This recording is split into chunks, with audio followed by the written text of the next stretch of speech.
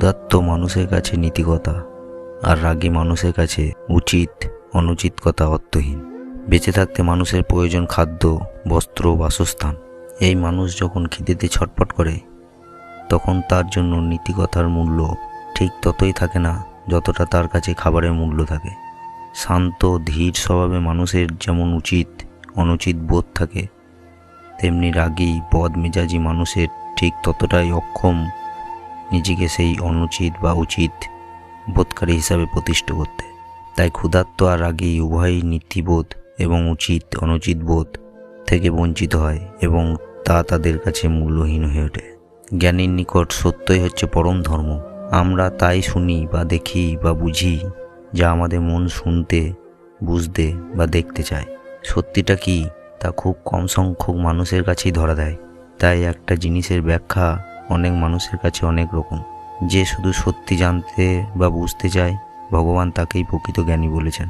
সত্য অন্বেষণ সবার দ্বারা হয় না। সেই ব্যক্তির কার্য সত্য, তাই তার ধর্ম সত্য, কারণ কার্যই প্রকৃত ধর্ম। দুর্বল কেবল ভাগ্যকে দোষারোপ করে আর বীর ভাগ্যকে জয় করে। দুর্বল বা ভীরু প্রকৃতির মানুষ নিজের অক্ষমতাকে ঢাকতে পরিস্থিতি থেকে শুরু করে সমস্ত কাছের মানুষ, বন্ধু সবাইকে দোষারোপ করে, কিন্তু নিজেদের ভুলকে শুধরানোর কথা ক্ষণিকের জন্য মনে করে না। ভগবান শ্রীকৃষ্ণের বাণী তাই যথার্থ সাহসী তথা বীরের কথা বলেছে। যারা শুধুমাত্র জয়ের চিন্তা করে, তাদের ভুল শুধরাতে নিজের অপমান বোধ হয় না, বরং তাতে তারা সঠিক শিক্ষা বা আনন্দ খুঁজে পান। সেই সময়ের জন্য হেরে গেলেও বরাবরের জন্য উঠে দাঁড়াতে শিখে যায়।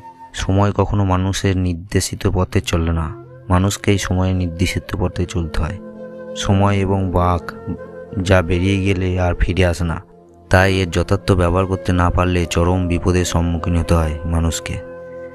সময়ের সাথে যারা চলতে পারে তারাই প্রকৃত অর্থ সফলতা অর্জন করে থাকে। মানুষ সঠিক সময়ে সঠিকভাবে কাজ না করলে পরে সেই কাজের জন্য যথেষ্ট সময় তো দূরের কথা, আর সুযোগই পায় না। মানুষের তাই সময়ের সাথে তাল মিলিয়ে কাজ করার কথা মাথায় রেখে সর্বদা সবসময় সময় নষ্ট না করে নিজেকে সরিয়ে রাখতে হবে এবং সময়কে বুঝে চলতে হবে।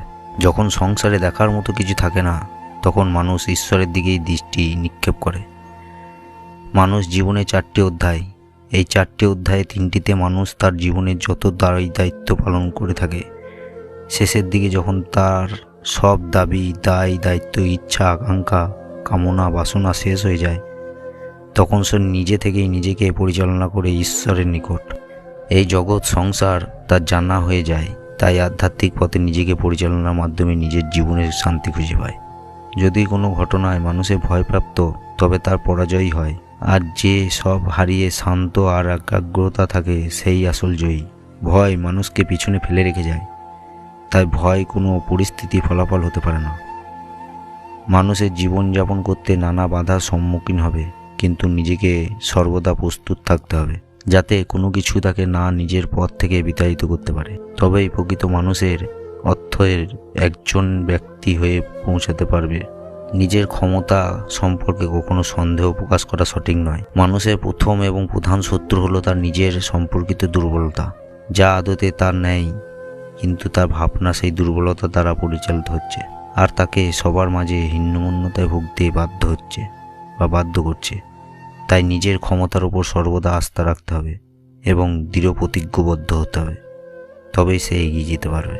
ভগবান শ্রীকৃষ্ণ এই জগতে সকল কিছুর সাথে জড়িত এবং এই জগতে সংসারে যা কিছু তা ভগবান দ্বারা নির্দেশিত এবং পরিচালিত।